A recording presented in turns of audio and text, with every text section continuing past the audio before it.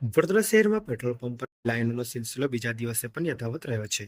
Petrol નહીં મળે તેવી અફવાઓ વચ્ચે આજે સવારથી જ અનેક પંપો પર વાહન ચાલકોની ભીડ જોવા મળી હતી. ગઈકાલથી શરૂ થયેલી પરિસ્થિતિ બાદ આજે પણ લોકોમાં ગભરાટ યથાવત રહ્યો હતો. ખાસ કરીને પેટ્રોલની અછત થશે તેવી આશંકાને કારણે વાહન ચાલકો વહેલી સવારથી જ પોતાની ગાડીઓની ટાંકી ફૂલ કરાવવા માટે લાઇનમાં ઉભા રહેતા જોવા મળ્યા હતા. સરકાર દ્વારા સબ સલામત હોવાના દાવાઓ છતાં જમીન પર હકીકત અલગ જ જોવા મળી રહી છે, જ્યાં લોકોને કલાકો સુધી લાઇનમાં ઊભા રહેવું પડી રહ્યું છે. શહેરના મોટાભાગના પેટ્રોલ પંપો પર આવી સ્થિતિ જોવા મળી.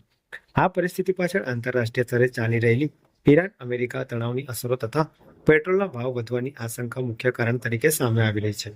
જોકે સત્તાવાર સ્તરે પૂરતો જથ્થો ઉપલબ્ધ હોવાનું જણાવવામાં આવી રહ્યું છે.